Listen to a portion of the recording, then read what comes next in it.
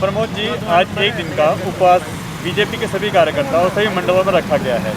क्या लगता है कि केजरीवाल सुन नहीं रहे या ये जो फंड है ये देना नहीं चाहते? देखिए, ये दिल्ली की अंधी, बहरी, गूंगी और निर्लज्ज कुंभकर्णी नींद में सोई सरकार दिल्ली के साथ साजिश कर रही है। दिल्ली के लोगों की गाड़ी कमाई का जो पैसा टैक्स के रूप में जाता है वो जनता के हितों में लगना चाहिए था, जो कि निगम का अधिकार है। 5वें वित्त आयोग ने जो तय किया था वो राशि हम आज मांग रहे हैं उनसे और निरंतर मांगते आ रहे हैं, मगर ये सरकार जानबूझकर साजिश के तहत दिल्ली के अंदर नगर निगम को बदनाम करने के लिए, क्योंकि निगम के अंदर उनका शासन नहीं है, उनकी सरकार नहीं है, इसलिए निगम को बदनाम करने के लिए वो इस क्षेत्र को, इस दिल्ली को गर्द की तरफ लेके जा रही है, विकास रोके हुए। आज ये पैसा हमारे 30 से अधिक पार्षद वहाँ पर आज मुख्यमंत्री जी के आवास के बाहर बैठे हुए हैं। क्या मुख्यमंत्री जी के पास इतना समय नहीं कि 5 मिनट दे सकें? वो दिल्ली के जनता के 2 करोड़ लोगों के द्वारा चुने गए लोग हैं, वो जनता की आवाज़ लेके गए, अपने किसी व्यक्तिगत काम से नहीं गए हैं। जनता का पैसा जनता के लिए लगना चाहिए।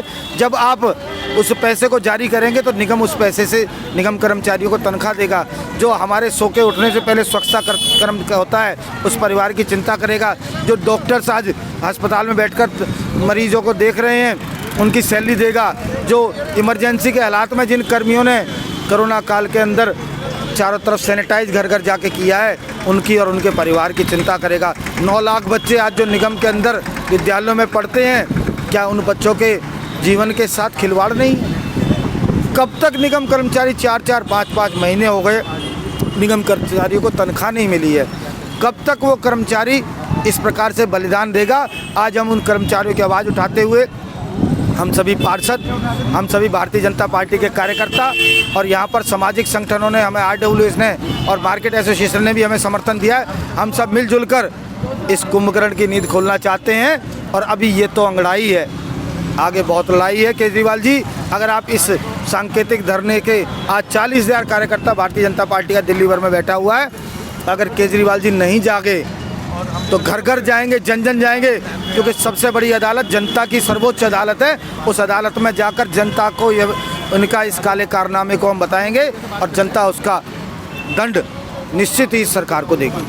तो कहीं ना कहीं ये माना जाए कि किसी तरीके से MCD को बदनाम करके आने वाले समय में केजरीवाल चाहते हैं कि उनके MCD में सरकार हो। निश्चित, देखिए, 2 विचारों में 2 अलग अलग दलों में प्रतिस्पर्धा होती है, होनी चाहिए, कोई बात नहीं, मगर ये विचारों की लड़ाई है। इसके अंदर ऐसा घिनौनापन, आप जनता के कार्यों को रोक कर बैठे हैं। ये जनता का पैसा जनता तक पहुंचना चाहिए, उसे रोक के बैठे हैं। शर्म आनी चाहिए आपको ऐसी ओछी राजनीति पर कि आप 11 दिन हो गए, आज हमारी बहनें, हमारे मेयर, हमारे स्टैंडिंग कमेटी चेयरमैन, हमारे लीडर ऑफ हाउस आपके द्वार के बाहर बैठे हैं। आप 5 मिनट नहीं दे सकते? आपको बॉर्डर पे जाने के लिए समय है जहाँ पर देश विरोधी नारे लग रहे हैं, जहाँ खालिस्तान जिंदाबाद के लग रहे हैं, जो लोग भारत तोड़ो की बात करते हैं उनको समर्थन देने पहुँच जाते हैं, जो अलगाववाद की बात करते हैं वहाँ समर्थन देने पहुँच जाते हैं, जो गली मोहल्ले रोककर, रोड रोककर इस देश को, इस समाज की तरक्की उन्नति को रोकना चाहते हैं, आप उनके बीच में पहुँच जाते हैं। मगर जो आपके द्वार पर जनता की तरक्की के लिए बैठे हैं, जनता के विकास के लिए बैठे हैं, आपको उनसे मिलने की फुर्सत नहीं है। ये बहरूपीय नाटक अब और नहीं चलेगा केजरीवाल जी। अब भारतीय जनता पार्टी के कार्यकर्ता ने ठान ली है, वो अब इस विषय को जन जन तक लेके जाएगा। आगे की लड़ाई कैसी होगी? अभी देखिए, शुरुआत है और ये मानना होगा इस केजरीवाल को, नहीं तो भारतीय जनता पार्टी आंदोलन करेगी, गली गली में जाएगी, रोड पर जाएगी, क्योंकि हमारा मानना ये है कि जनता की निर्णय सबसे बड़ा निर्णय है और आने वाले चुनाव में इनको ये भुगतना होगा। उनका कहना है 2400 करोड़ MCD में इसका इतना भ्रष्टाचार है, हम ये पैसा देंगे तो ये भी खत्म हो जाएगा। MCD में अगर भ्रष्टाचार है तो आपने FIR क्यों नहीं कराई? आपने कोई जांच कमेटी क्यों नहीं बनाई? आपने CBI में क्यों नहीं संपर्क किया? केजरीवाल जी, झूठे बातें छोड़िए। ये भ्रष्टाचार नहीं, जिस विषय की बात कर रहे हैं वो 2 निगमों के बीच का आपसी विषय है। साउथ और नॉर्थ निगम के बीच में रेंट के ऊपर, किराए के ऊपर बात है, वो विषय, वो कोई उसको भ्रष्टाचार शब्द देना कोरा झूठ है और इस पर उन्हें अपमानित होगा।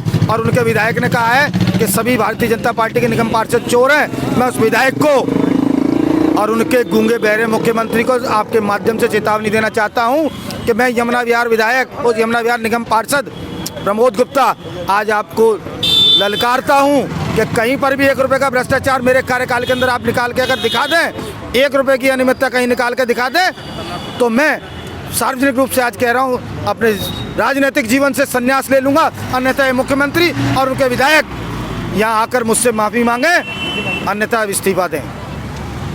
उनका कहना है जगह जगह होर्डिंग और बैनर भी लग रहे हैं, तो यानी ये तो निगम का मामला है, मगर वो तो कहते हैं कि एमसीडी में घपला है। देखिए, ये झूठ और अराजकता और बरगलाने का विषय लेके आते हैं, सिवाय लोगों को भ्रमित करने के। अगर कोई ऐसा विषय होता, क्या केजरीवाल जी इतने सीधे आदमी हैं, वो कोई कंप्लेंट नहीं करते, कोई पुलिस में FIR नहीं कराते, कोई मुकदमा नहीं करते? और मैं तो ओपन चैलेंज दे रहा हूँ ना, अगर आप भ्रष्ट कहते हैं तो मेरे 1 रुपये की अनियमितता मेरे यहाँ से निकाल के दिखाएं। अगर 1 रुपये की अनियमितता कोई भ्रष्टाचार की निकाल के दिखाते हैं तो मैं स्वयं से आगे बढ़ के इस्तीफा दूंगा। ये सिर्फ और सिर्फ बदनाम करने के लिए ये साजिश है, क्योंकि इलेक्शन नज़दीक आ रहा है, कुछ भी कह दो, दिल्ली की भोली वाली जनता को बहका दो, इलेक्शन निकल जाएगा। फिर जैसे वो पहले दिखाते थे ना, मेरे पास सबूत है, शीला दीक्षित जेल जाएंगी, मेरे पे 20,000 पन्नों का रिकॉर्ड है, कहाँ चला गया? सब झूठ, सब बरगलाया हुआ, सब असत्य।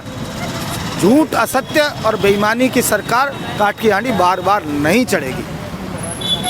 तो यानी कहीं ना कहीं आप ये कहते हैं केजरीवाल जो भी बोल रहे हैं वो झूठ है, और वो खुद भी झूठ के रूप में एक पुतला है। मैं बिल्कुल कह नहीं रहा, मैं आपके माध्यम से पुनः एक बार उनको ललकार रहा हूँ कि वो बेईमानी सिद्ध करके बताएं। मैं कोई घुमा फिरा के बात नहीं कर रहा, मैं सीधा सीधा इस सरकार को, इस सरकार के नेताओं को, इस मुख्यमंत्री को ललकारता हूँ कि मेरे अंदर वो 1 रुपये की बेईमानी निकाल के दिखाएं। मैं संपूर्ण राजनीतिक जीवन से इस्तीफा दे दूंगा, अन्यथा वो इस्तीफा दें। उन्होंने कैसे कहा कि निगम पार्षद बेईमान है, तो मुझे बेईमान सिद्ध करके बताएं।